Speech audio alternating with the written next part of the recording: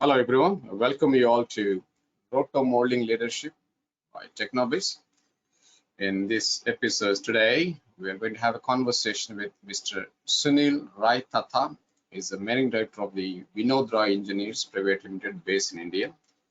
Mr. Sunil Raithatha is well experienced, well respected RotoMoulding professional, so it will be a great opportunity for all of us to learn about his professional journey. Before we let him join our conversation today, let me quickly introduce to you all about the Technobiz. Some of you may be new to Technobiz or I'd like to update what's going on from our end. A short presentation on Technobiz about the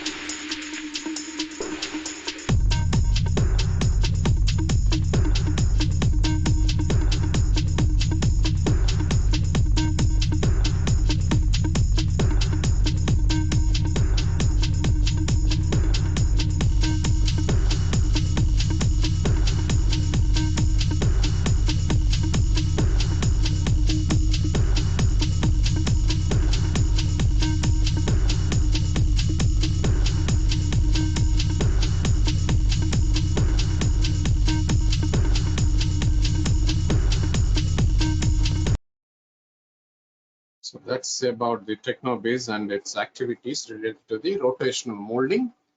If you need more information on the from our end, so please feel to reach out to me. I'd also like to give you a short presentation on all the past episodes of the rotational molding, RotoMoulding leadership, so that if you like to watch them, again, there are opportunities there on YouTube.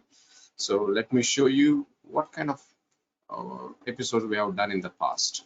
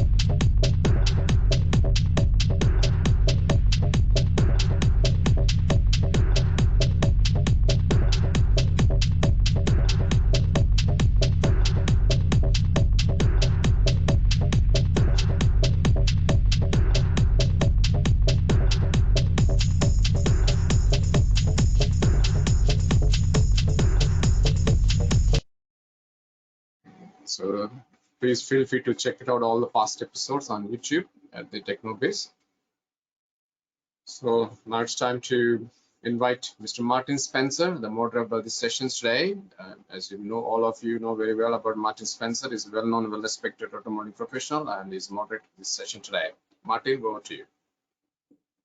Thank you, Piran. Hello, everybody, and welcome to this, which is the 11th edition of our leadership series. In these discussions, we look at how our subjects entered the industry, the problems they encountered, their successes and their failures, and their thoughts for the future. We hope to give you an overall picture of the rotomolding industry that our participants that are new to the sector can take away, but also give insight and ideas for all those already involved in our industry. Today, we will be welcoming Sunil Raithatha, who is the Managing Director of Vinodrai Engineers, a manufacturer of rotomolding machinery, molds and ancillaries in Maharashtra, India. So first of all, we'll watch a short video to give us an introduction to the company.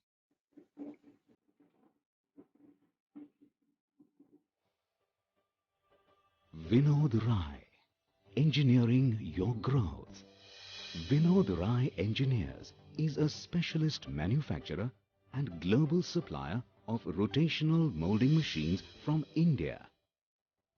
Our corporate office and manufacturing facility is located in Jalna, a city very well connected by road with Pune, Mumbai and Aurangabad, the closest major cities with international airport access.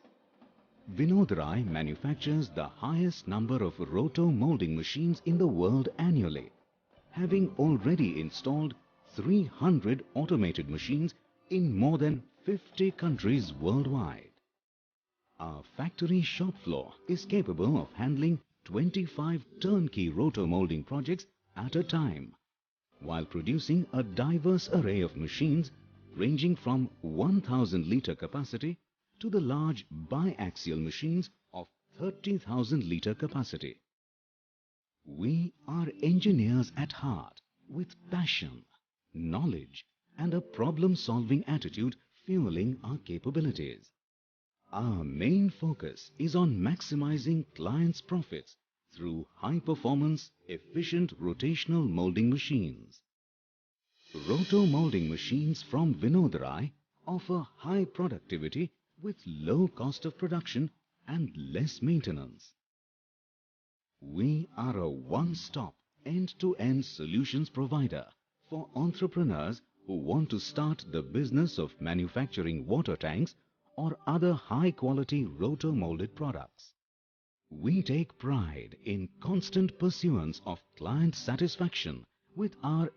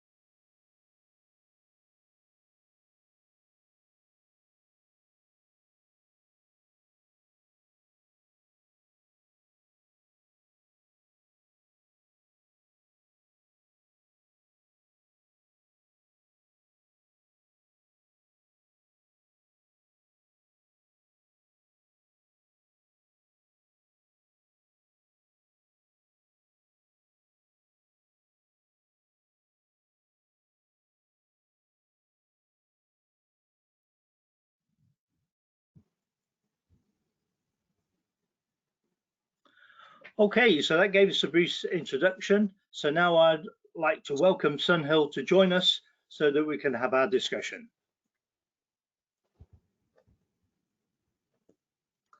Hello, how are you? Hello, good morning everybody. Right. First of all, we've just seen a fascinating video. Can you tell us a little bit about the history of your company, how it started and why you started and how you've progressed since then? Actually, it's an interesting story how I started and how I really came into the rotomolding. Actually, I did my mechanical engineering from a government college in Aurangabad.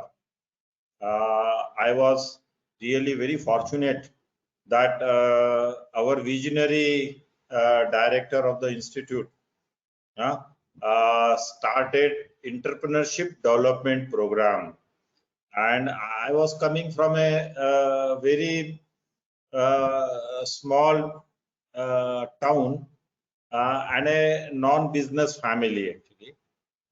So industry was never in our family, and our institute director motivated us, you should start something of your own instead of looking for a job.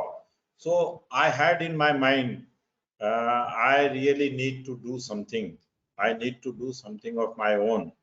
And it was somewhere in 1977, 78. Syntex, a company, a large company in India, they had introduced rotomolding machines, rotomolding water tank. In my curriculum, there was no plastic process which can make a tank of 5,000 liter in one piece. So it really amazed me how to make such a big tank, which is jointless actually. I was knowing that blow molding can make only tank up to 220 liters. So I started investigating, and in one of the library, at that time there was no internet, knowledge sources were only books actually. So I came across one book that is Modern Plastic Encyclopedia. And there was a 2-page article on rotomolding. So the moment I gone through the article, I realized that the water tank making process is rotomolding process, and that was my first experience that how such a big tank can be made. Luckily, at the bottom of that article, the name of the person who wrote the article was written. It was in 1977-78. I really don't remember exact name, but I really know the company name, Maclean Akron, Ohio, USA. So at that time there were no emails, nothing. So I just put an address on an envelope, and I sent a airmail to Maclean Akron company that I need some more information on rotomolding, and that is how my journey to rotomolding started. And after receiving catalogs and technical specifications, I was very young engineer. I just thought, why this machine cannot be made in India? This was 77, but I made my first machine around 10 to 15 years later actually. But the dream of making a machine, rotomolding machine, it all started with a small 2-page article. I really thank Maclean Akron people that they put an article in Modern Plastic Encyclopedia. So that is how I came into the rotomolding. So you really did choose rotomolding rather than it choosing you. You went out to find out about the technology and you chose that as your route forward. Yeah. Actually, I was hardcore mechanical engineer. So designing a machine was, I never thought there is a big problem in designing the machine, but knowing the process, and that was difficult because there were very few people knowing about rotomolding at that time. So it is basically more or less, I thought it is like a cooking process. You just cook the plastic actually. So I decided to give a try. I tried my level best to see a rotomolding machine before making my machine, but technology at that time was too much guarded by very few people who are making it. So I really could not see the machine also, and there were no YouTubes. Yeah. Yeah, it was very difficult back in those days to get the right sort of information. Yeah, I can understand that. So when did you start your company and start making machines commercially, and what difficulties did you find when you did that? See, I was trainee engineer at that time, so about 4 years I spent in my company as a designer of machines, and then I started my small workshop. So I was giving engineering services, but there on back of my mind, always rotomolding machine was used to be there. This is simple machine, and I can make it. So one of my close friend, one day he came to me that he want to start something new. Then I told him, I can make rotomolding machine. You start the business of making the tank. And he had faith on me. So he bet on me. Okay, let us start making a machine. So that is how I made my first machine. This was somewhere around 88, 89 actually. I made my first machine, and obviously machine was based on specifications which were there in my mind from so many years, that I am going to make this type of machine. So I made first 3-arm biaxial machine with fixed furnace and rotating turret. Okay, so over the years, which type of machine has proved the most popular for your company? Which one have you sold the most of? What type of machine? Actually, we started our first machine with a 3-arm machine, and at that time, actually, I was under impression that 3-arm machines, biaxial particularly, is really workhorse of the industry, and so we keep on making 3-arm machine. But later on, we find that 3-arm machines are not really suitable for small entrepreneurs, particularly in India. At that time, water tank market was not that big. So I decided, why not to design a new machine totally suitable for Indian market. And then we made our first single station biaxial 1000-liter machine. And when I introduced that machine, everybody in the rotomolding line who were having 3-arm machine, they said single arm machine is not technically feasible, it is not economically feasible, and you will not able to sell the machine. I didn't get any order for that machine, even after demonstrating for about 1.5 years. The machine was lying in my factory and nobody was ready to buy it actually. Then finally I decided, one marketing manager from one tank company, he came to me that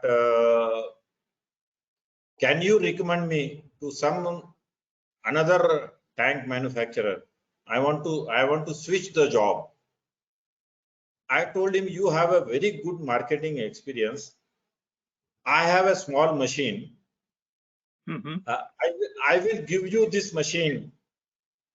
You pay me only if you earn it. Yeah? That is how I sold my first machine. And once the machine was in the market and his tank became popular, next year we sold 20 machines. Yeah? So, and one challenge at that time was that ready powder was not available. That was biggest blockade. Yeah? And for small machine, putting a pulverizer and putting a compounder was not economically feasible. And in India, polymer manufacturers were not supplying powder. So I decided, if I have to sell the small machine, I need to create manufacturers who will supply the powder. So at Vinodrai, we developed the first pulverizer. Like machine, actually I have given pulverizer on installment basis to one of the entrepreneur. Okay, by you make the powder, I will take responsibility of selling the powder. Actually, you don't worry about it. So the first powder making unit started in India. Today there are more than 50 powder manufacturers in India, and about 2,000 small rotomolding companies making tanks and different products without compounding facility. So that is how a market for powder also get created. Okay, so taking that theme, do you think that offering the complete package of machine, tools, technical help, access to powder has helped the industry in India grow? And do you see that helping the industry in the rest of Southeast Asia to grow as well? Yeah, definitely, because all the new entrepreneurs, when a person comes to me, he is not basically coming to buy machine. He is coming to me for make the money. Yeah. His final goal is not buying the machine. His final goal is to make the money. So it is our duty of a manufacturer that he makes money. A new person coming in rotomolding line does not know anything about rotomolding. He only knows that there is a good market for tank and I want to make the tank. That's all. So lot of hand holding is required. You not only you have to give them a suitable machine to him, also you have to handhold him, guide how to market his product and how to get a good value out of it. I remember that in old days, Syntex was selling single layer tank, and in market single layer tank was popular. I was the first one to ask one of my customer that you don't make single layer tank because it is difficult to compete with such a giant. Better you differentiate your product with a 2-layer tank, so black from outside, white from inside. So he started making 2-layer tank, and then he got a very good response. And over a period, actually whole market, including giant people, they had to make multi-layer tanks. So you obviously have this reputation for this excellent customer service and helping them with their business and things. Do you think that has been an important aspect in why your business has grown? Because you offer such good service and technical backup? See, technical backup, guidance, and physical service is very important, because there were no knowledgeable operators also. Yeah? So you need to train the operator also. Mm-hmm. Initially, we started operator training program. We had a 3 days operator training program, very specifically focused on our customers, that unless you train their operator, they will not produce a good quality tank. And machine maintenance, if we don't train them on the maintenance part of the machine, all the burden of maintaining the machine comes on the manufacturer. Mm-hmm. So training the operator at the shop floor level, that was our top priority at that time. Okay, and that has definitely helped your business grow, you think, because you've had this reputation for doing that helped us to create a new entrepreneur, new businesses, and the one who I always say that one who is a customer of Vinodrai will always be customer of Vinodrai. That is what our theme is actually. And today we have customers in more than 70 countries actually. Okay, so just tell us a little bit of your thoughts on the RotoMoulding process. What do you think are its major strengths, and what do you think are its weaknesses in the marketplace? See, initially, particularly in India and other third world country, basic focus was making water tanks. That was the focus. And people used to think that rotomolding means water tank making machine. But other than tank, there are many value added products which can be made on with rotomolding machine, and strength of rotomolding process lies here, that you can make many innovative applications at low capital investment. That is a strength of rotational molding. But weakness of rotational molding is that it's a comparatively high cost of production, and I will say that low productivity. So whenever application needs high productivity, then injection molding and blow molding will be suitable. But if you have a good product designers who are focused on consumers, then definitely you can come out with winning products in rotomolding. There is a lot of space for new products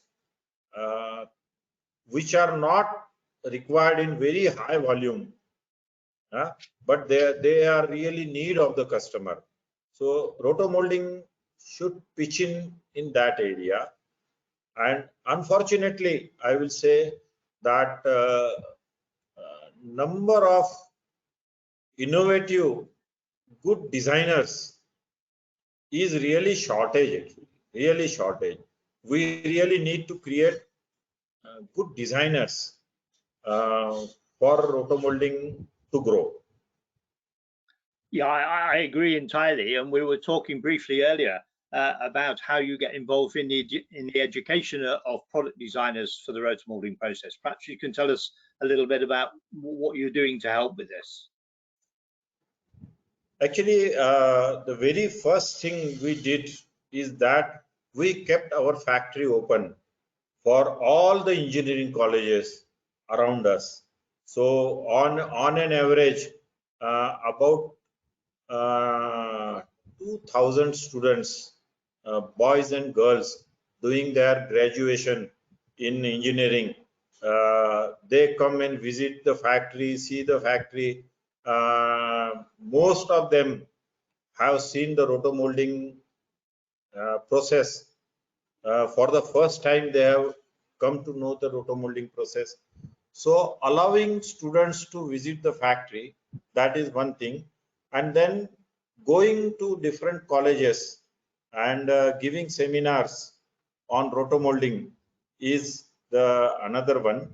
And by grace of God, we got connected with many colleges who are basically working in polymer education, that we have developed and supplied a small lab, student friendly lab model. And this lab model is not a low cost model. It's a model having all the features of any good machine, including PLC, temperature control. It's a biaxial machine. So it's a state of art small machine actually. So we have supplied about 20 such machines in different polymer institute. And most of these machines are being used by students to make rotomolded products. So, what are your main markets for machinery and technology, and how has competition in those markets and global competition affected the way you look at how you sell your machines? Actually, global competition helped us lot to upgrade our technology. When we were making machines only for Indian market, so a requirement of Indian market was totally different. Our design philosophy was set for Indian market, but then when we started exploring the export market, we realized that if we have to market the machines all over the world, we need to upgrade our technology. Mm-hmm. I will give one very good example, that a customer from France, he visited our factory because we participated in one exhibition. So he came to our factory, he saw everything. Then he was about to finalize the order. But then he mentioned only one thing. Very frankly, he told me that your mechanical part of the machines is excellent actually. We are very happy with it. But your control is lousy actually. And we in France, nobody will buy this machine if you have such type of controls. Then I asked him, what type of control you want? Then he laid down the specification, and I told them, okay boss, we will give it actually. He told, you don't have experience, from where you will give? I told him that all over the world, India has a technical engineers working in automation, working in software, working everywhere actually. So there are good consultants available in India. So I will take help of one of the consultant, and I will make machines as per your specifications. We made our first machine with PLC control, with touch screen, with everything which my client wanted actually. And I am very happy that when machine went to his shop floor, he had one electrical engineer who was doing service to his panel. So he called him, okay boss, look at this panel. will it create a problem or it's a good? I still remember that electrical consultant, he came, he saw the complete panel, he took all the software from us, then he took all the electrical diagrams, then he checked every wire number is matching with the electric diagram, he checked it, and then he told the owner, okay, this is the best electrical panel I have seen in any rotomolding machine. He had some rotomolding machines of European origin, but then he told, okay, electrically, this panel is superior to any machine which he has actually. So when you deal with overseas client, their requirements are different. And if you have an attitude, I will always say that never say no to improvement. Yeah, your customer, your R&D is driven, should be driven by your customer, not by your whims and wishes. And we never say no to our customers. Any improvement customer says, we are always ready to do that improvement. Okay, so we're talking there about R&D and new developments. So tell us a little bit about how important innovation and R&D is to your company, and about some of the new developments that you're working on at the moment. As we were basically focusing mainly on water tank, after we made varieties of machine, so initially development was there that you make a large size of machine. So we had many requirements from Gulf countries. So we developed a biaxial machine up to 30,000 liter. Then came a client who wanted a roto lining machine, and that too with a temperature of about 380 degrees centigrade temperature. So we designed one machine for them for roto lining application. It was our first experience, but then we successfully developed first roto lining machine.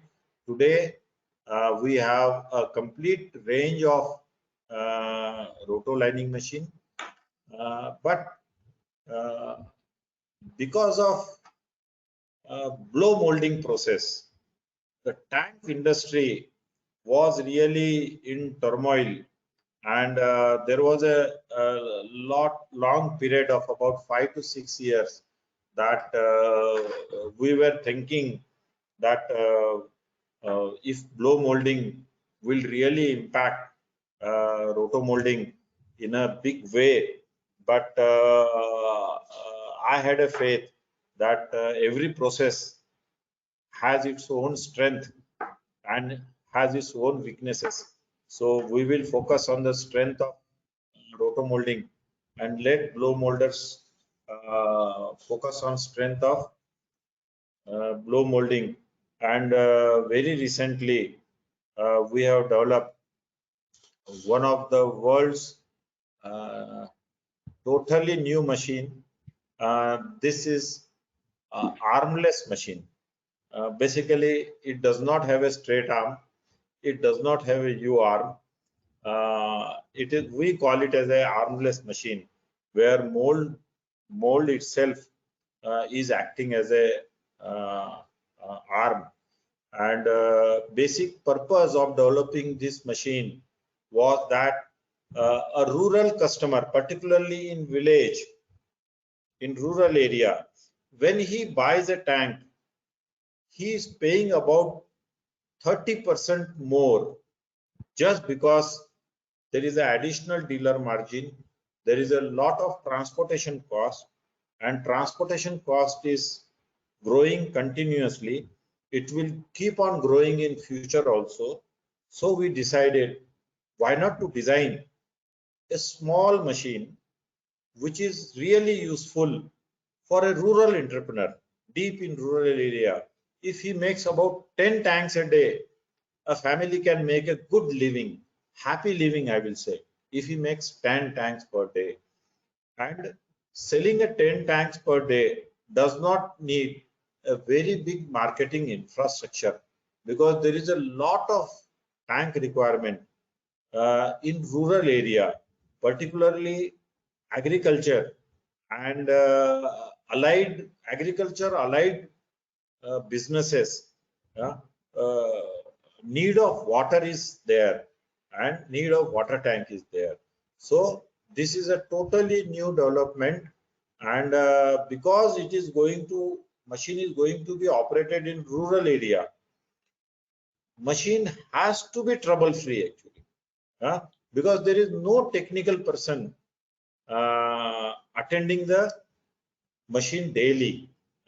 So even if non-technical person, particularly in Indian villages, even women should able to operate the machine.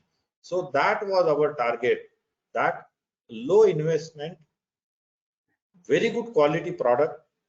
Just because it is getting made in village does not mean that villager will produce a low quality product.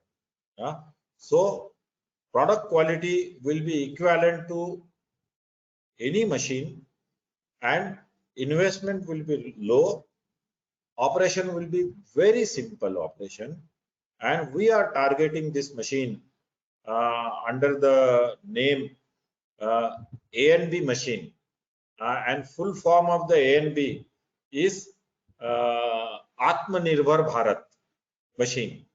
ANB, Atmanirbhar Bharat. That means self-sufficient India.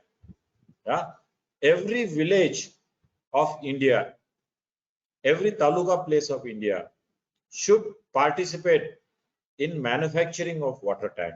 So that is our new machine, and I'm sure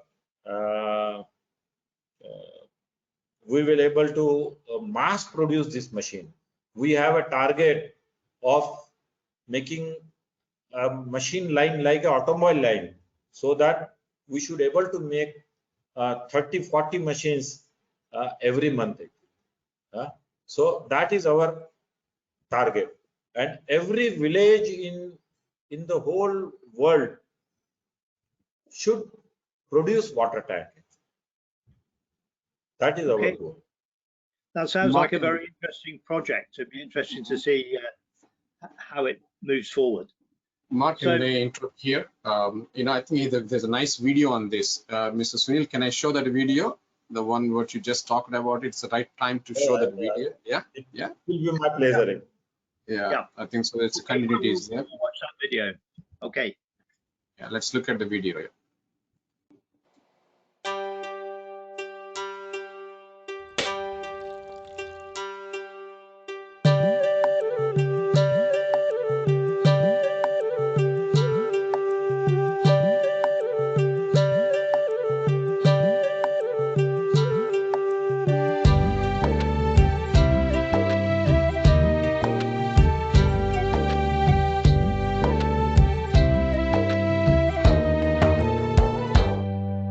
ये रास्ते बुलाए तुझे, वो मंजिले पुकारे तुझे।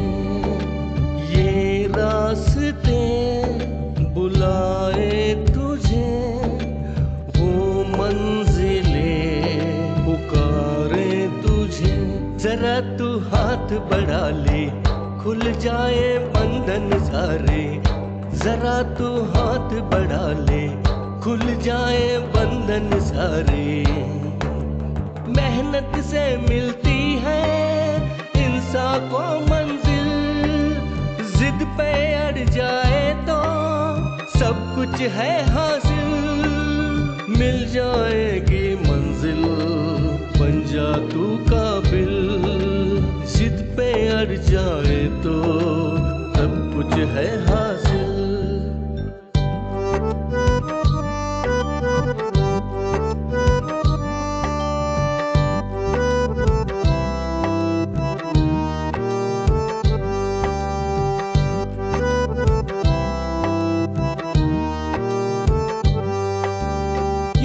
तेरे सपने हैं जो पूरे करने हैं, लगा दे सारी शक्ति दुनिया नई बनाने में, तेजदार बुद्धि से हल कर ले हर मुश्किल, जिद पे अड़ जाए तो सब कुछ है हासिल, सब कुछ है हासिल, सब कुछ है हासिल, सब कुछ है हासिल।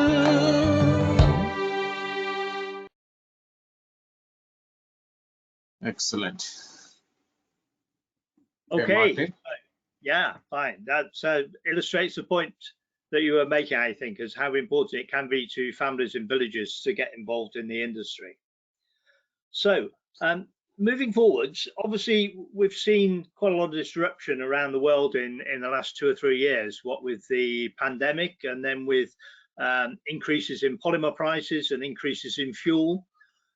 What impact do you think that will have on the industry in India and particularly on your business? Actually, it was a short-term effect during the pandemic, actually, because of the closure. But then recovery was really very, very fast, actually. And we recovered very fast. Industry also recovered very fast. But after Ukraine crisis and increase in polymer prices, there is a marked slowdown, particularly because dollar have become scarce, and all small countries, particularly in Africa, Latin America, they are basically finding difficult to balance their trade balance, and dollar availability for buying the machines at present is in problem. But I'm sure this period will pass on. We are focusing on innovations that when market picks up, we should come out with few innovations, and I'm sure water tank will be again a big supporter to the industry because we have billions of people below poverty line. They need a water storage, and wherever there are human, water storage is really required. So I don't think in long run this will have any difficulties, because water tank is not a luxury. It's a human need, necessary product actually. So we just have to make tank available to a smallest person in the economy. Okay, and rotomolding has always been very labor intensive compared with other plastic processes, and this is proving difficult in some parts of the world due to the lack of labor. Presumably this is not a great problem in India. You still have plenty of labor and people that are willing to work in rotomolding factories? This is very, very tricky question. I will say difficult question. But there is no as such shortage of labor basically. But definitely there is a shortage of skilled labor and people willing to do little hard work actually. This is really shortage actually. So it is not just question of labor, it is question of productive labor. And rotomolding in India also, I will really say that we all put together need to work on training the people who are coming from farming background, who are coming from villages. So they are available. But industry has a very big responsibility of training them actually. And that will be the bigger challenge. Availability will be there. Yeah, I think it can be similar elsewhere in the world, that there are people looking for jobs, but they don't really want a job where they have to work in a rotomolding factory and where it's a little bit of hard work and can be a little bit hot. So bearing that in mind, do you see automation playing a much bigger part in rotational molding going forward than it has done in the past? Yeah, automation actually in every field, automation is a need of our actually. So rotomolding will not remain isolated from this wave. Automation with respect to reducing the hardship of the persons who are operating the machine. Automation with respect to bringing consistency and quality in the product actually. Rotomolding is really sometimes I will say many of the times when you want to really produce a technical item other than water tank, other than toys, where dimension tolerances are important, where there is a technical functionality, you really need to do many automation to control the quality of the product actually. I think as value added products will grow, demand for process automation will also grow. Okay, so around the world we have a lot of rotomolding associations and a worldwide group of them called ARMO. Do you think that those associations do play or could play a bigger part in educating people about the process and also disseminating information and sharing information worldwide? Yes, definitely. Actually, associations have a very big role to play. Normally, what I have seen that associations are disseminating the information within the members. There is a very good networking within the members, and associations are focusing on how number of members will increase basically, and how we can serve the members. That is their focus. I think with all associations, we need to bring in students basically. Association should focus on engineering colleges. Association should have all their programs basically in colleges basically. So if we want this industry to really flourish, we need next generation coming to rotomolding industry.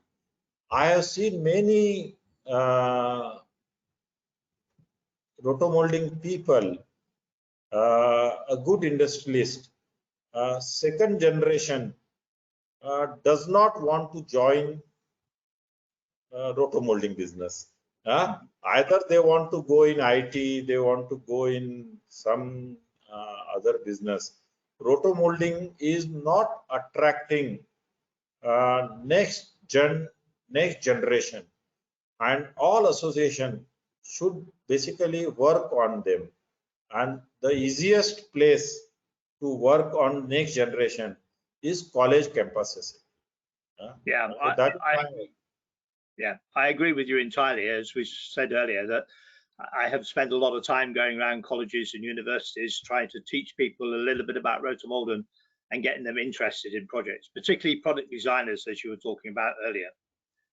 So looking over your career in rotomolding, what do you see as your best achievement? Okay, there are something as an engineer, when as a technocrat, when you say, you always say that my best achievement is making a roto lining machine, which is 5 meter high, which can handle 5 ton of roto lining product. So that machine I have developed. So technically I have made that machine. Technically I have made a Duroline machine, which is a complete range of 4-arm machine, which will satisfy any technical roto-molding roto-molder. But these are all technical achievements. The biggest achievement, I think, that we focused on a small entrepreneurs, their requirement. Today we are still focusing on making a small machine actually. You can make a good profit by making a big machine and very less profit by making a small machine. But then a machine you one machine you sell it, you are creating one entrepreneur. You are supporting one family actually. And you are creating employment actually. I remember one day when I was in Ghana actually. I was working with my customer, and Indian embassy had arranged one meeting with politicians there, ministers there. So one of the minister, he was the finance minister of Ghana. I met him, and when I told him that I have sold a machine, I am selling machines in Ghana. So he told me that you are doing very good thing. You are creating employment in my country actually. I really thank you very much. I think as a machine manufacturer, it's our social responsibility also that our entrepreneurs should become a profitable, and they should give employment to more and more people. Making a technically sound and good machine is always a challenge to an engineer. But then taking rotomolding to a village is a bigger challenge actually, I think. And we are doing both actually. Okay, so I mean, my next question was going to be, what are 1 or 2 of your best memories of working in the industry? But you've given us 1 or 2 there. Have you got any others? Sort of nice memories rather than just technical achievements or social achievements?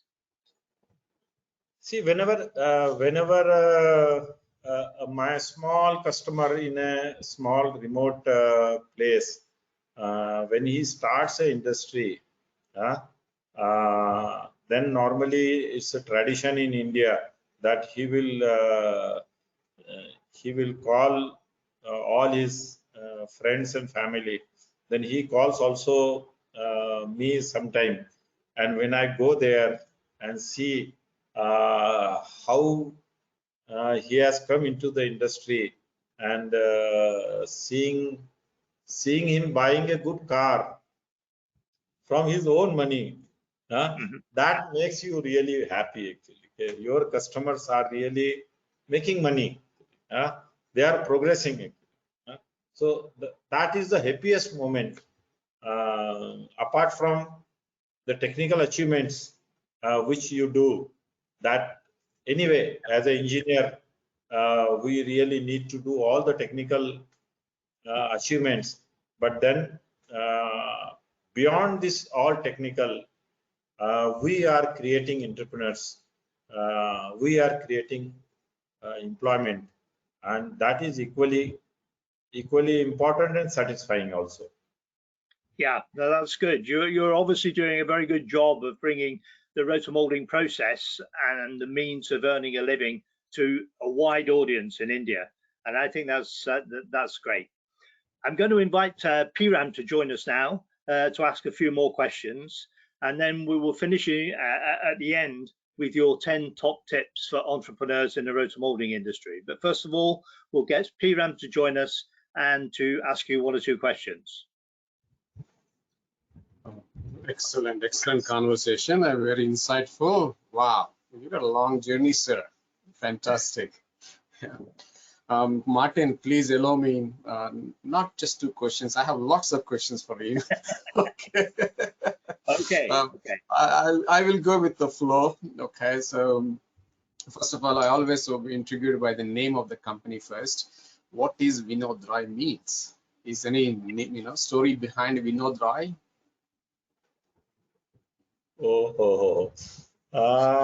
Basically, I was born and brought up in small family, and when I was a small kid, I used to break open some toys with a screwdriver and try to assemble it again and again. So in my family, my father used to tell me, this boy will become engineer. I was really not knowing also what engineer really does basically. So, but then whenever there used to be important guest in a family, father used to always tell, this boy will become engineer. So I lost my father before I set up an industry, and the name of my company is a name of my father, and Vinodrai Engineers. Vinodrai is name of my father. Fantastic. So I'm sure your father very proud of you now from somewhere watching you. Yeah. Yeah. And one more thing I will like to tell, that whenever you have a family name attached to your business, all family member has a good blessings on the company. Everybody treats this as a family company, and in period of crisis, that helps you a lot.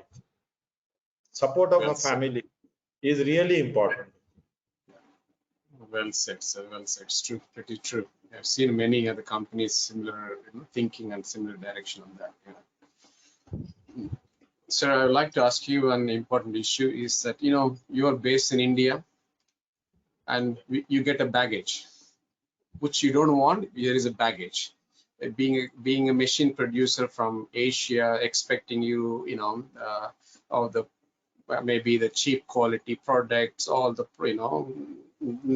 you do world-class machines with high-tech precision thing there, but when you look at where I've seen, is machine from in Asia. I don't want to name any particular country. When people look at machines from Asian countries, they may think is cheaper, could be little poorer quality. Okay, does not last long when you compare with other international companies. Okay, I don't know what talking countries per se, but usually Western and Asian, you look at it, right? Now you are supplying to 70 countries, right? Of course, you're not just only in Asia or Africa, but you're also supplying to Europe and things. How did you manage, overcome the baggage that you never asked for it come along with it? Okay, so so that other machinery suppliers, across Asia, they may, also follow similar steps like you. See, in every country has a development phase actually, and India is also going through this development phase, and I came into the machine manufacturing when Indian technology was not appreciated world over, and that was a baggage we had earlier, and any developing country, yeah, will have this baggage. But then it's a challenge also. It's not just baggage. If you take this baggage as a challenge, yadi, I will say one sentence in Hindi and then I will translate it into the English. ये हमारी जवाबदारी है to take the country out of this actually. It is our responsibility, the responsibility of a technocrat, responsibility of engineers, that we need to make in India brand actually.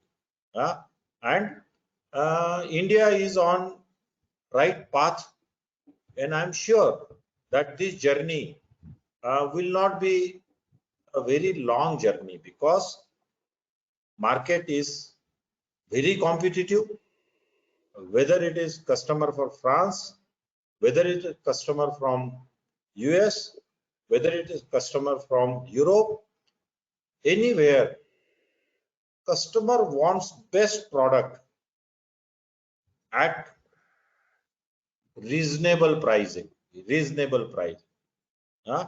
and as long as we are giving best product at a reasonable product price, supported by excellent after sale service,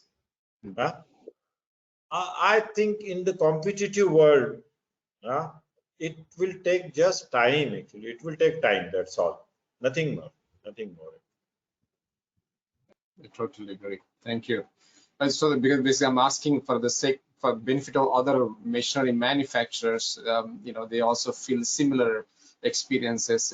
First thing, cheaper. Why don't you get before even or international companies will ask for the reducing the price, or you produce in this country, that country. So can you talk a little bit about the you are in the machinery, you are a hardcore mechanical engineer, and now I realize that you've been engineer since after you born, fixing things. How is machining capabilities in India right now? I mean, how technically in terms of infrastructure, precisionness, so that outside India people will understand about our capabilities. See, not only Vinodrai, not only generally general industry. General also. When I started basically my factory, bank interest rate were 18%, and getting bank loan was highly difficult. Outside the bank, you need to get money at 24% interest. So I started my journey when interest rate to an Indian manufacturer were very high. So we became a mindset that we should not invest too much in capital. If you invest too much in capital, you are doomed. It was because interest rates were very high actually, and economy was really not that vibrant.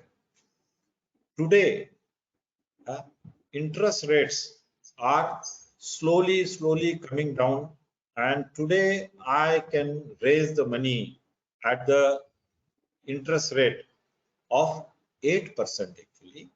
And if you have if you can really take advantage of capital market, still you can raise money at lower obligations, and then you should plan a world-class investment actually. So this is a time for India actually. But those like my generation who has seen the high interest rate, many of them are still not grappling with the situation that now that days have passed, we need to change our mindset. I have seen many small Chinese company. I have visited China so many times. They build world-class infrastructure. Even if they don't have market now, they build world-class infrastructure. So we also need to, as a India, we need to become a world player. That is very well possible.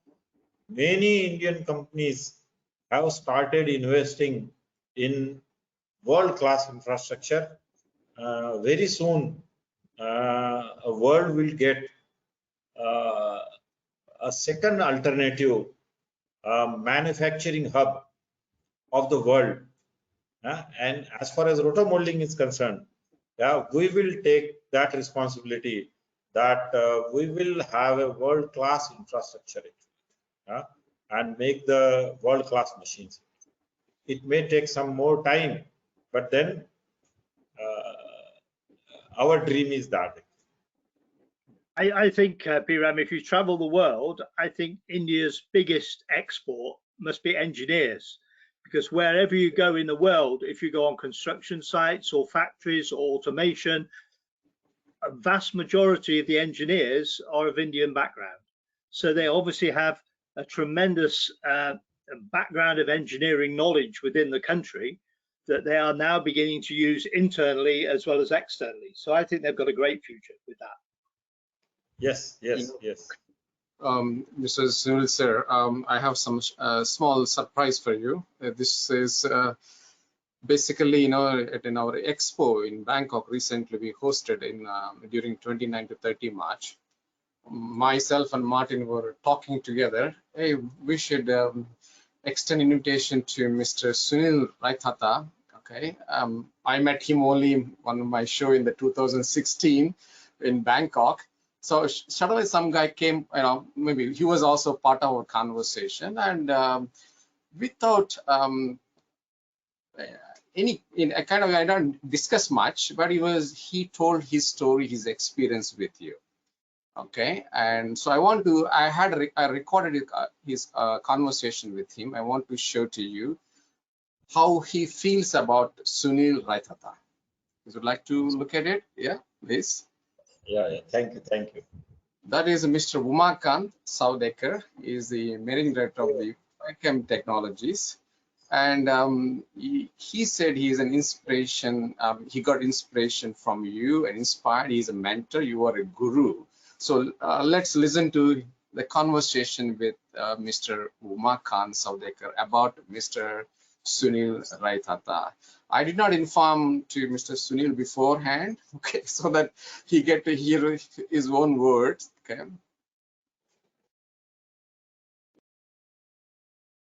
Hi guys. As part of this today's conversation with Mr. Sunil Raithatha, I was surprised to all of you, including to Mr. Sunil, that I'm inviting maybe we call the student of Mr. Sunil Raithatha, or probably Sunil Raithatha is a mentor to him. That is Mr. Umakant Saudekar. As I understand from him that Mr. Sunil had a very positive influence on him in terms of the business and as well as the rotomolding journey for him. So I'm with Mr. Umakant. So we discuss about how his journey is all about with Mr. Sunil Raithatha, how he started, what kind of things he gained out of his journey with him. So Umakant, thank you very much for accepting my invitation and give a quick talk on this. Yeah. Yeah. Thanks, Param. Thanks for the opportunity. Yeah. When you are asking about Sunil Raithatha ji, as you say, yeah, he is my mentor. I say in Marathi or in Hindi, he is my guru or godfather, not only for the business thing, but is like a philosopher guru also. Yeah. So the rotomolding journey, my rotomolding journey started with the Vinodrai engineers only, Mr. Sunil Raithatha. So that was time like 2003 when I was like looking for some business to go into. It was not like tank or pipe. It was just okay, I have to start somewhere. And then we came across one of the ad into the small magazine that is distributed all over the villages. That is called as Vyapari Mitra. It is very interesting. This is a regular thing, but every trader in India, like in around Maharashtra at least, they will have the one copy of this Vyapari Mitra. So we have seen the small advertise. Okay, this is a rotomolding plant. You can start the water tank. It is a small machine. You can start. So as a first generation entrepreneur, for me it's like, okay, if it is a small, it is good for me to just to go into the and start and see what is happening, and we can go then go to the next level. So first time I visited in Jalna, I have seen the machine. It was like a small machine for making a 1,000-liter tank. And he say, okay, you require like maybe that time it's about 7-8 lakhs. You will require a small space, 20 square feet is more than sufficient. So immediately the same day I have confirmed, okay, this is okay. I am going to start with, because the place we have chosen with my partner, that was there were nobody was manufacturing tanks there. So that was the first thing. As a young entrepreneur, as a young engineer, I have started to selling a water tanks, and this journey started. But just maybe a 6 months or 7 months, business was good. It's a small business, but it was good. But I was like fed up with all the regular activity, just to fill up the tanks into the vehicle and send it across. So it was for me to take the next decision. So I again, as I started with the Sunil ji, so I visited Sunil ji. Okay, sir, what to next? I want to be in business. I am in business, but I don't think I can just make a water tank. So is there any future for the for engineer like me to be into this rotomolding? And that was the first time he said, Umakant, you are at the right place. You can spend the whole life for this rotational molding, and there is a very good opportunity for the technocrats in this particular thing. And that was the time, and till the date, I never thought of that. Okay, should I leave the rotomolding or should I start something else? Never. And I think maybe next whatever the time I am going to spend in the business, that is going to be a rotomolding. So yes, that was the start. Then it's as a young entrepreneur, it's a daily basis. I'm thinking of the new ideas, and it's like, okay, I have idea. I will call immediately to Sunil ji, sir, this I can do or not. What do you think? What is the market opportunity? It's like maybe for 2-3 years, Sunil ji must be fed up of me because it's a daily. I used to call, oh, this is my idea, this is my idea, and Sunil ji will explain, no, no, no, this is not going to work. This will work, but this way you have to. This will take time and all these things. Yeah. So my first lesson from Sunilji was like, it is very important in the business or in the life. Everybody is ready to tell what to do, but very few people will tell what not to do. That's that's the way I say only mentor or guru can tell you. Yeah, even if it is to a disliking of yours, but it is still true, and the only guru will tell you that no, this is not your thing. You don't do this. Yeah. So it like for 4-5 years, different products we have tried, but yeah, we are gaining knowledge. But yeah, it's a local business selling the tanks, but I was not too much succeeded with the big volumes and all these things. Then again, going forward, I am always with Sunilji discussing the whole day. This is rotomolding. Anytime I can call. So that is the opportunity for me. And he will say, no, no, you focus on this one. We will see next thing what to do. I think you So also you mentioned that I think in the beginnings of your business that you had difficulty getting a resin supply, and he's also out of the line. He helps you not only about a machine technology. Can you talk a little bit about it? Yeah. This is a very this is actually revolution.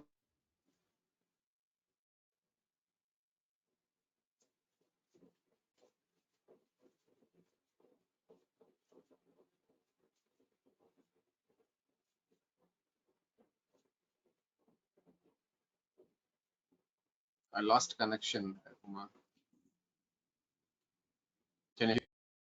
Okay, I think I need to interrupt here. Okay, so we will have the conversion with him again. Okay. Sunilji, now you see firsthand the comments from Umakant. Yeah. So how do you feel about it? I was surprised, actually. I was really very much surprised that you picked up right person, actually. Yeah. He came to me when he was really very young, just came out of the college, doing some service at one industry, but has an inspiration to start something. And he is very sincere also, actually. So whatever guidance I give guidance to many people, actually. But there are few who execute it and have a faith and belief, actually. So it is not just a good guidance. It's also faithfully following it. I'm sure many of the times he must have felt, yeah, this guidance was not really very good. But then it's the faith which brings the result. And I see a very good future for young people like Umakant to work in technical side of rotomolding, actually. We rotomolding industry needs technocrats who will develop new products, new processes, new raw materials. Actually, there is a lot of work to be done with new raw materials. We need to develop many new technologies, particularly with environment friendly technologies, environment friendly products, biodegradable rotomolded products. So there are so many new avenues are there, and only young people like Umakant will able to solve the challenges of rotomolding. So I thank Umakant, and I also thank you. You have caught a right person. Well, it was I didn't know that he was involved, and myself and Marty were talking about it. He talked it from his heart, and wow, okay. So we are hosting a great guy. I think we should talk about. You should tell about your own words, and I'm thankful to Umakant for sharing his his journey with you. Yeah, it's really good. Yeah. I have a few more issues to touch. I know the time is a little bit getting longer. How many machines been supplied so far, sir, from Vinodrai? We have about 500 customers in India, okay, and about 100 customers overseas. Average, we have supplied 2 to 3 machines to everyone. So this will take total tally of machines to more than 1,500 to 2,000. Okay, so it's a lot. I want to understand, one issue is that when you're supplying so many machines in different parts of the world, how do you manage the commissioning? I think that is one of the important stages, because you're passing the machine to the manufacturer to run it smoothly. Okay, of course, even you have after sales service, technical service there, but commissioning stage is a crucial. Is it right? Okay, so can you talk about your experience on the machinery commissioning? What kind of challenges experience, when, with the different cultures, different backgrounds, and also even the owners have different level of understanding as well, right? Some are maybe not completely adequate in understanding the process properly. So you already mentioned briefly about operator training aspect, but can you talk about more about the commissioning of the machinery? What are your positive factors? I think that is one of the success. I feel if you do well commissioning stage, and when you said that once become the right customer, is going to be there forever. The right customer, right? So can you please talk about your commissioning management, please? Yeah, because rotomolding machines are of bigger size, yeah, it is difficult to supply the machine in one piece. So you need to dismantle the machine completely. Actually, machine goes normally in knockdown condition. Yeah? So commissioning is a very important aspect. Actually, most of the dissatisfaction of the customer gets generated during or immediately after commissioning. Because customer is new to the technology, he is new to the machine. For example, I will give you, if you get a car delivered to you at your doorstep in knockdown condition, and some mechanic will assemble it actually, you will never get satisfied. Sure. You will never get satisfied. So commissioning team, not only they should have a good technical knowledge, but they should win the faith of the customer. That is very important. Most of the time, whenever there is a complaint in our machine, even after 3 years, 5 years, 4 years, first call will go to the person who has commissioned the machine. And the person who commissions the machine, he becomes a friend of our customer. Then you should assume your commissioning is really good. It is not the machine commissioning. It is the satisfying the owner that he has bought a good machine.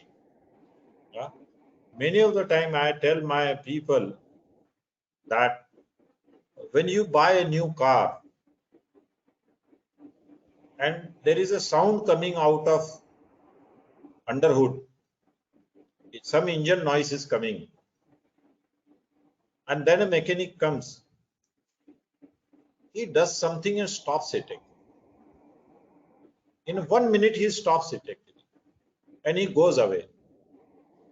But for you, it is like buying a new car and there is something wrong in the car.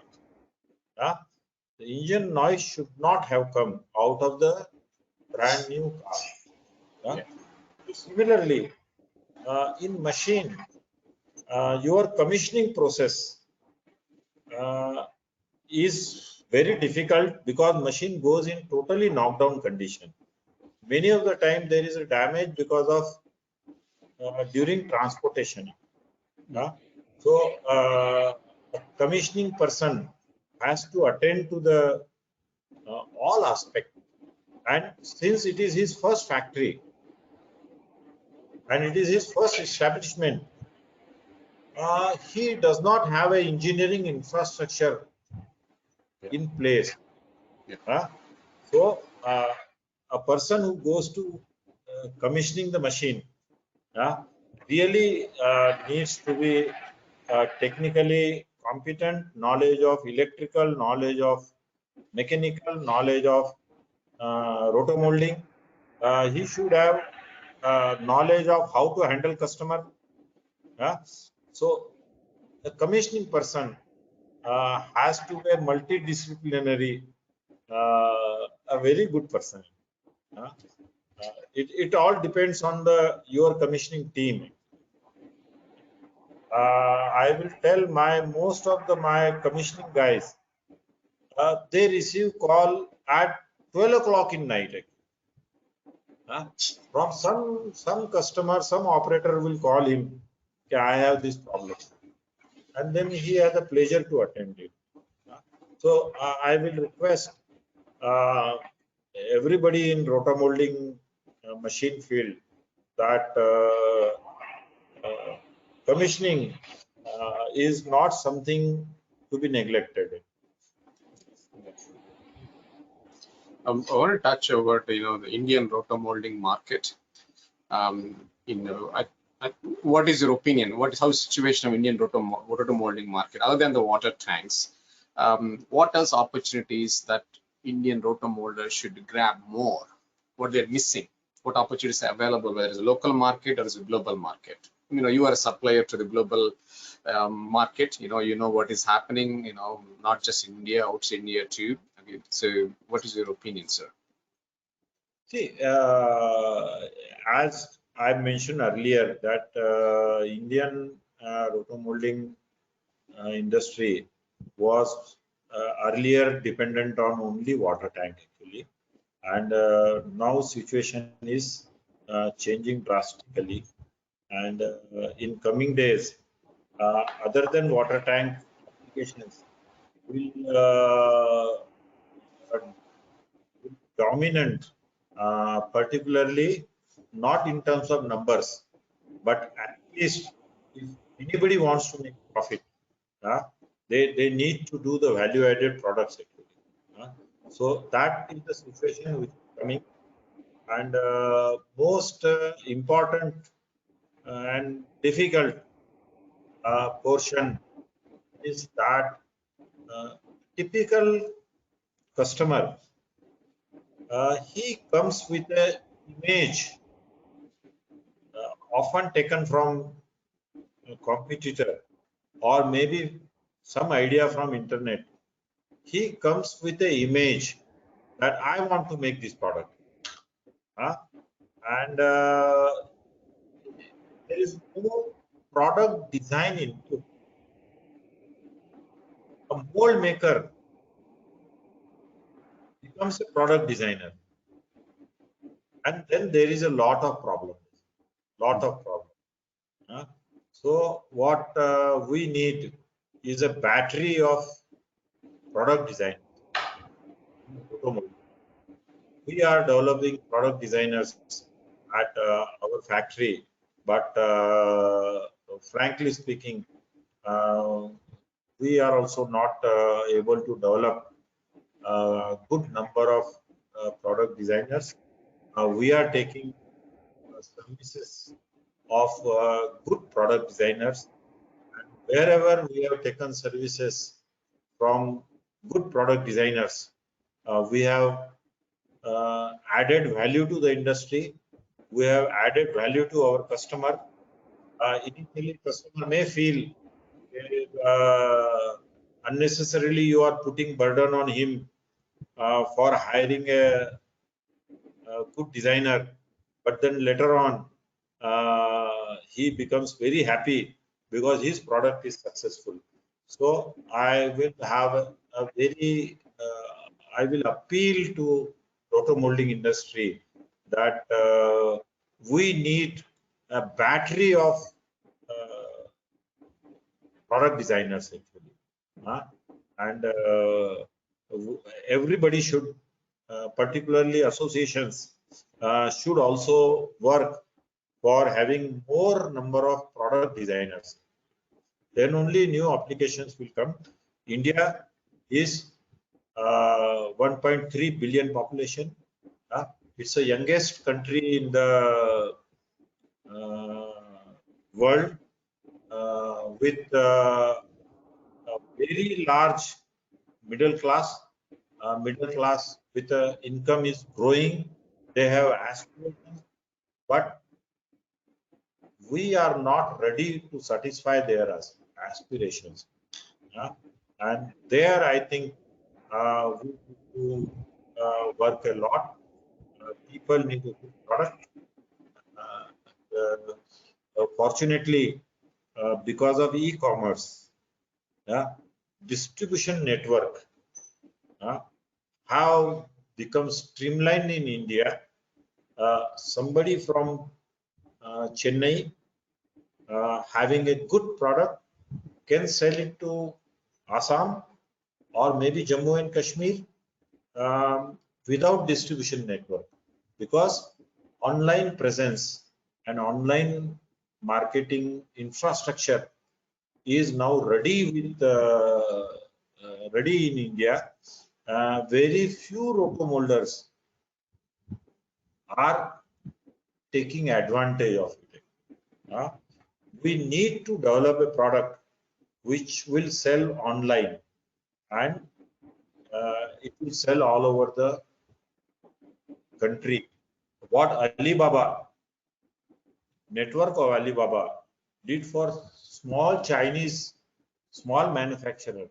Now we have network in place. It's our time to utilize the network. And I think also that people can access good design sometimes through collaboration and networking. And this can happen through the associations and networking with rotomolders elsewhere in the world and trying to cooperate with them. And that can sometimes accelerate your product design and to make sure you get good design and not just a poor copy of the product that they're making. And some of those manufacturers are very willing to cooperate because they can't really serve the Indian market from the other side of the world. So if they can collaborate with an Indian manufacturer, that is a good route to market for them as well.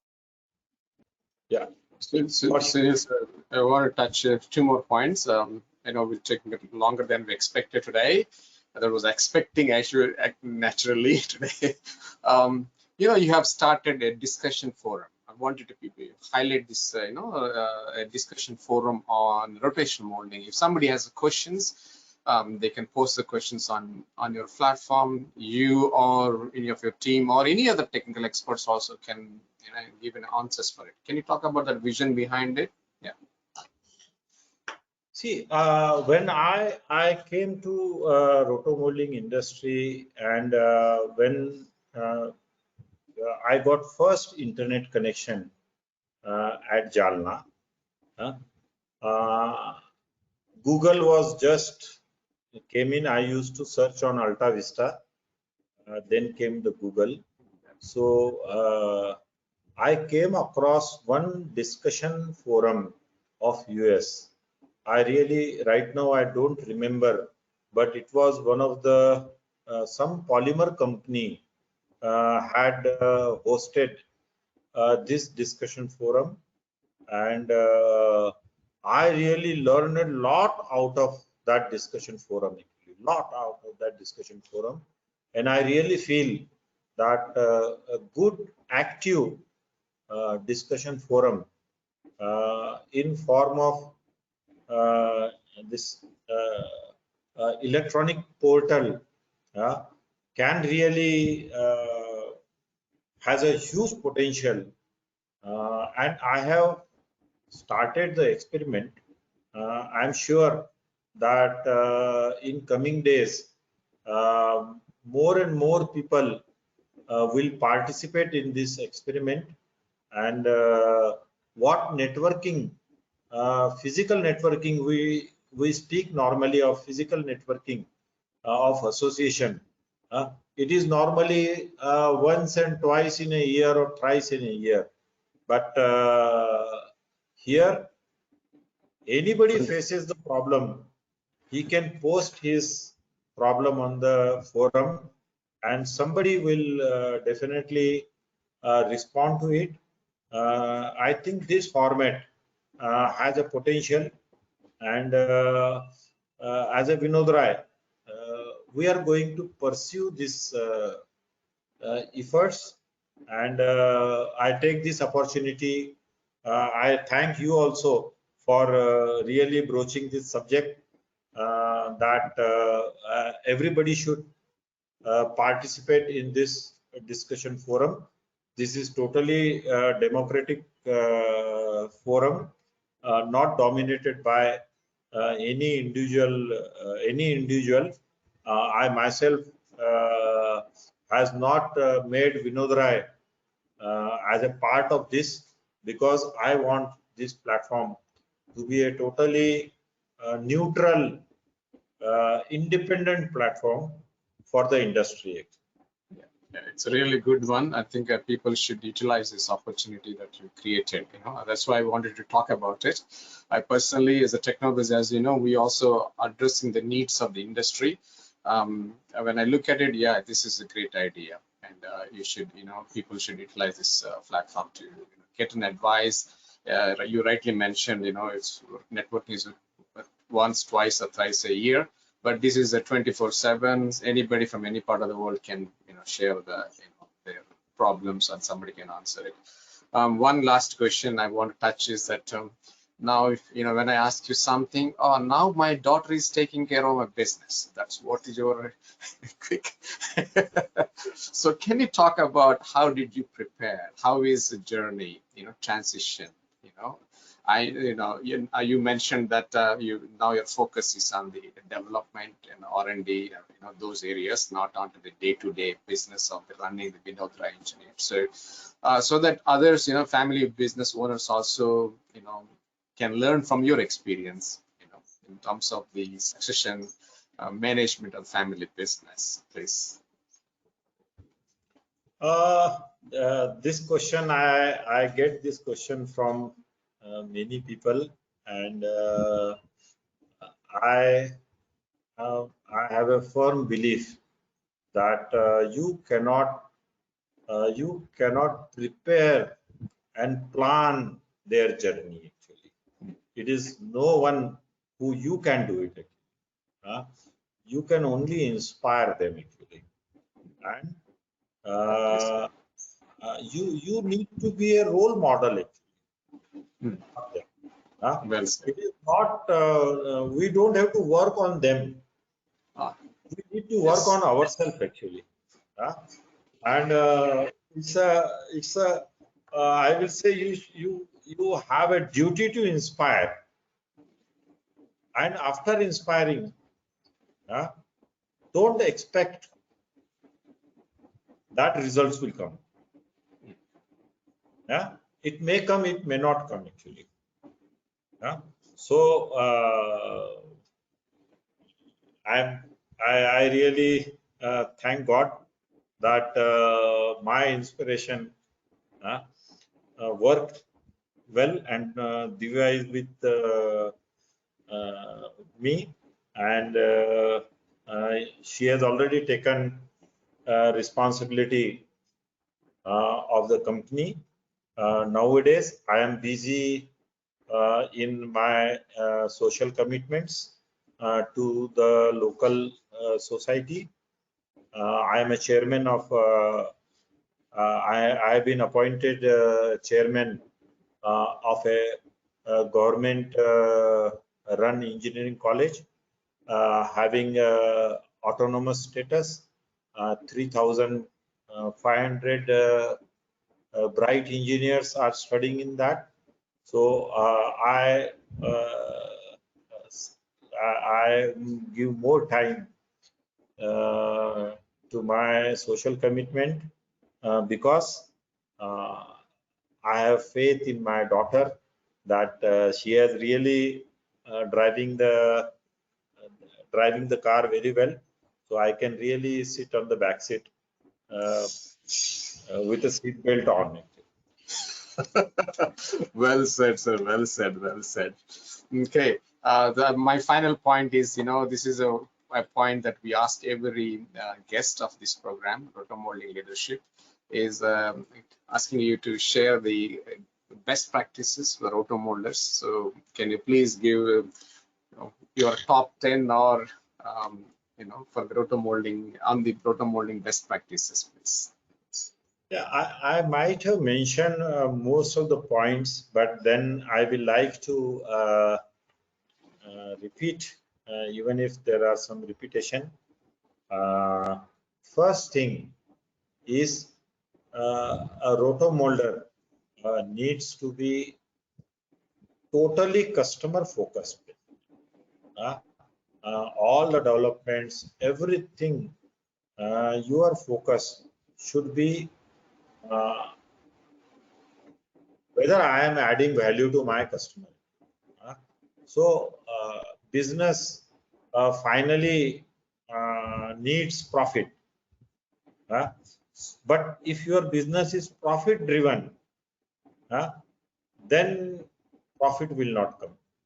Yeah, your business should be customer driven, and if it is customer driven, profit is a byproduct. It will for sure come. So my first tip will be that your business should be customer focused business. That should be one of the most important thing which I think we should do. The second thing which many people feel, because I am a machine manufacturer, I am speaking that you should have a world-class machine. It is not for basically marketing, but future belongs to world-class infrastructure, manufacturing infrastructure. China has really shown that even a small manufacturer in China will inspire to become a good infrastructure. So we should not remain behind in setting up a world-class infrastructure. If you think, okay, I will invest proportional to my present profit, you will be doomed. You need to invest taking care of 5 years and 10 years where your industry will be and how I can have a lead over the market. So world-class infrastructure rotomolder should have. Whole world is looking towards the Indian rotomolders particularly for supplying good products basically, and for sure many of the Indian rotomolders have started upgrading their infrastructure, and thirdly, trained manpower. You may be having a very good infrastructure, but rotomolding process really needs trained, dedicated manpower. It is very difficult to control the all the parameters by machine. So knowledge of the operator is really important. Trained manpower creation is not a one-day job. You need to do consistently, invest in your manpower. That is very tricky. The next point I see that future belongs to brand actually. It is not that you are making good product. It is very important that you are developing your brand actually. Normally, rotomolder think that brand is basically big company like Coca-Cola, Tata, Reliance. They should build the brand. But small company may be having a small market, but your brand, customer should be loyal to your brand. Vinodrai is a brand. So your company, you must create brand of your own. That is equally important. As more and more new applications are coming, rotomolders should try and develop new raw materials. Many companies are nowadays offering raw materials with different properties, and most of the rotomolders are extremely, I will say, used to using LLDP, which is very friendly material. But if you are not used to using HDP, PP, XLP, even in HDP, there are different densities. You need to get expert in using different materials. Actually, the material suppliers like Umakant are ready to part with the knowledge. Actually. But then we as a rotomolder need to learn from them and apply it for new applications. Because India was, for a long time, we were in tank market, which became very competitive, very cost competitive. Because of presence in tank market for a long time, there is a general tendency reducing the cost is the only way to earn profit. But future belongs to not reducing the price. Future belongs to adding value to the customer and creating the brand. So reducing the focus on the reduction of the price will not lead you anywhere.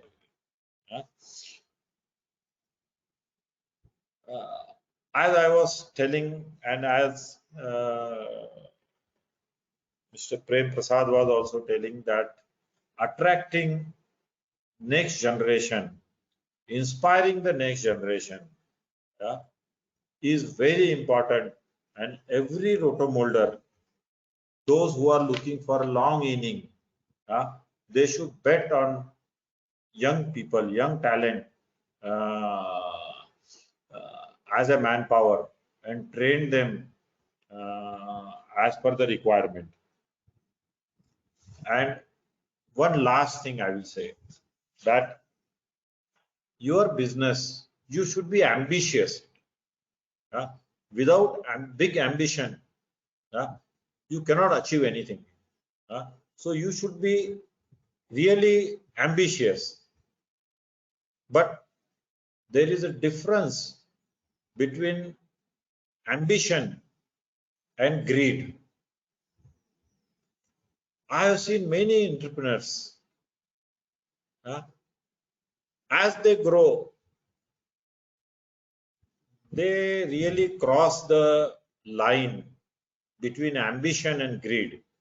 And then they finally fall trap to economical situations. So ambition is a fuel for growth, but there is a very little difference, fine line between ambition and greed.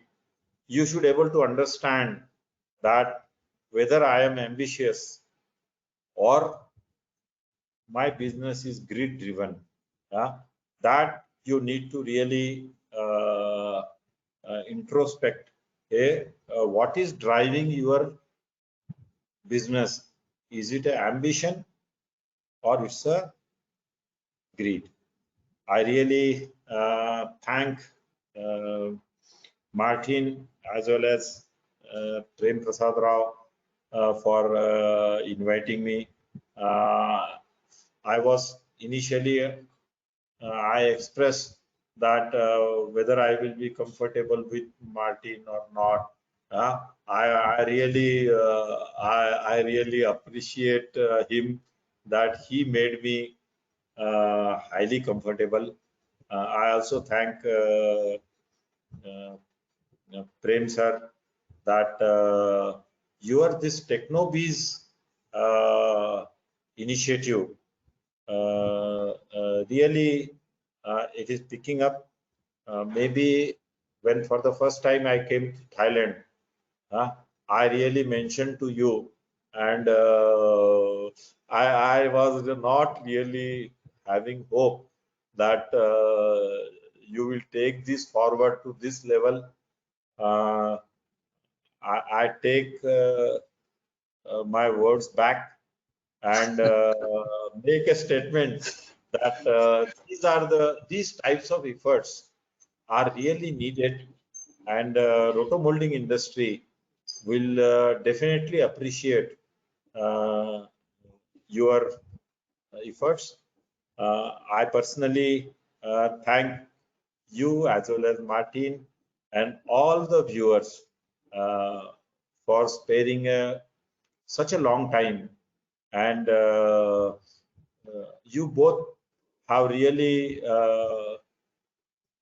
taken me back to my journey. So you made me remember my father, you made me remember my teacher, you made me remember my students, and you made me remember my daughter also. So it was a good journey. Thank you very much. Thank you. Well, thank Thank you you very much. very much. That was an extremely interesting discussion, very inspirational and insightful. So we hope that our participants have taken inspiration from that and can learn something today to take into their business future, whether that be rotomolding or other business. So thank you very much again. And thank you to our audience. And we look forward to welcoming you to our next leadership session. We are currently putting together a very interesting program of inspirational people from the rotomolding industry, which we'll publish shortly for our next sessions. Piram, over to you. Thank you very much, Martin.